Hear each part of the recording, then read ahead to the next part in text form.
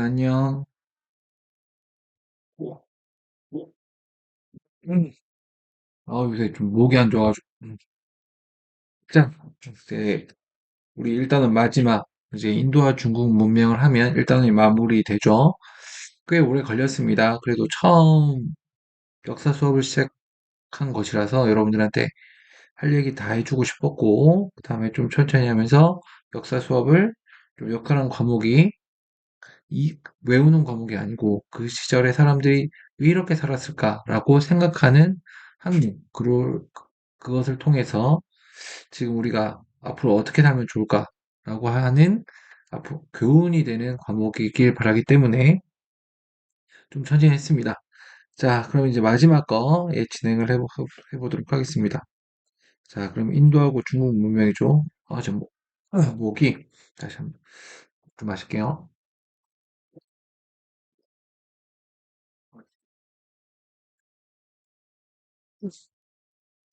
자, 한번 해보도록 하겠습니다. 자, 인도와 중국에서 문명이 일어나다. 드림영상 안 보는 친구들 많은데, 이거 한번 보고 안 보고 차이가 여러분들한테 크게 다를 수가 있습니다, 여러분들. 드림영상 꾸준히 여러분들 5분이나 7분만 시간 내서 봐주시면 굉장히 달라질 수 있기 때문에, 어, 부탁을 드리도록 하겠습니다. 자, 자, 그럼 시작하겠습니다. 자, 인도 문명 주목들을 하고, 자, 인더스강 유역의 기름진 평야. 자, 지금 4대 문명은 전부 다 강 끼고 평양 나오고 있죠? 그러면 당연히 농경이 발달했을 겁니다. 지금 이건 공통이죠, 지금. 자, 여기 보면 인더스강 있죠, 인더스강 이렇게. 자, 이를 바탕으로 기원전 2500년경에는 하라파, 모헨조다로 등에서 발달된 도시 문명이 일어났다. 도시 문명. 자, 이들 도시는 주택, 하수 시설 등을 갖춘 계획 도시였고, 도시의 중심에는 목욕장, 곡물창고와 같은 공공시설을 두었다. 입니다. 자, 이 지역의 사람들은, 자, 사대 문명에는 지금 청동기가 공통이죠. 청동기와 자, 문자를 사용했죠. 여기는 그림 문자입니다. 사용했으며, 메소포타미아 지방과도 교역을 했다. 보시면, 이 하라파, 모헨조다로 보이죠. 이렇게 살고 있었는데 기원전 1500년경에 중앙아시아에서 유목 생활을 하던 아리아인이 자, 인더스강 쪽으로 이렇게 이동을 하게 됩니다. 자, 자, 인더스강 유역으로 이동하였다. 이들은 점차 동쪽으로 이동하여 자, 겐지스강 유역까지 진출하게 됩니다. 겐지스강 여기죠, 여기. 여기까지 온 겁니다. 여기까지 이렇게 쭉 와서 이렇게 해서 여기까지 온 겁니다. 이제 이렇게. 자, 이 무렵 아리아인은 철제 농기구, 철제 농기구 나왔습니다. 철제 농기구. 철제 농기구를 사용하여 농사를 짓고 철제 무기로 정복 활동을 벌였다. 자, 청동기가 아닙니다. 철제 농기구와 철제 무기입니다. 그러면 철은 청동기보다 훨씬 더 단단하고 강력합니다. 그러면 힘이 더 세겠죠? 자, 그렇게 하다 보니까 아리아인이 여기를 싹 다 먹어서 지배하게 되겠죠. 그러면 이제 고민에 빠질 겁니다. 어떤 고민에 빠질 거냐?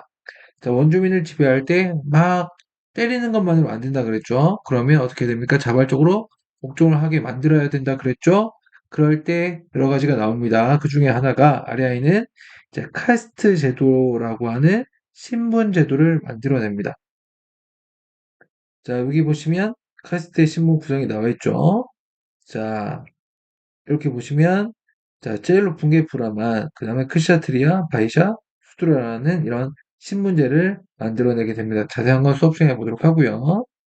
자, 그리고 이들은 태양, 물, 불 등 자연현상을 다스리는 신에게 제사를 지냈으며, 자, 신을 찬양하는 경전인 배달을 완성하였다.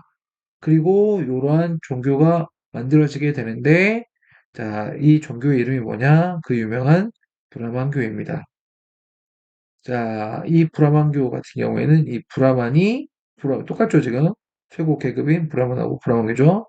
지배 계급의 피지배 계급을 뭐야 이제 지배하는 것을 이제 허용을 하게 되죠. 이 지배 계급 브라만은 종교적 권위를 통해 특권을 누렸다. 그러니까 종교에서 인정해 주니까 우리 지배 계급이 너네를 지배하는 건 괜찮은 거다. 이렇게 하는 겁니다. 자, 이렇게 보시면 되고요. 이건 수업 시간에 보도록 하고 자, 이 정도까지 하고 중국 문명 보도록 하겠습니다. 자, 중국 문명이죠. 중국에서는 자, 황허강과 창장강 유역의 신석기 문화가 발달을 했는데 그중 황허강 유역은 자, 기름진 황토로 덮여있어 일찍부터 농경이 발달하였다. 똑같죠. 시작은 다 똑같습니다. 지금. 자, 그러다가 초기 국가가 나타났고 이들은 어떻게 청동기와 문자를 사용했고 이거 계속 반복이죠. 지금. 성을 쌓고 정치 조직을 갖추었다. 자, 이런 허강 중류 지역에 자, 중국 최초의 국가가 등장을 하게 됩니다. 어떤 나라냐? 상입니다. 상. 자, 상에서는 청동으로 무기와 제사용 도구를 만들고 자, 석기와 나무로 농기구를 제작했다. 자, 중요한 건 뭡니까? 청동기 시대에는 자, 청동기로 무기나 제사 도구를 만들긴 하는데 자, 청동은 만들기가 어렵습니다. 만들기가 어렵기 때문에 대량으로 만들지 못해. 그러면 굉장히 중요한 데 쓰이는 무기나 그다음 그 지배계급의 무기나 제사용 도구를 만드는 데 쓰이고 굉장히 여러 개를 갖고 해야 되는 농기구 같은 경우에는 돌로 만들었습니다. 아직도. 알겠죠? 청동으로 자, 농기구 만들지 못합니다. 왜? 만들기가 어려워서 많이 만들지 못하기 때문에. 또한 해와 달의 움직임을 관찰하는 태엽력을 만들었으며 저수지를 축조하였다. 자, 이러한 일들은 모두 제사와 농사에 도움이 되었다. 자, 중요한 거 하나 나옵니다. 상해 왕은 자, 전쟁이나 제사 등 나라에 중요한 일이 있을 때 점을 쳤습니다.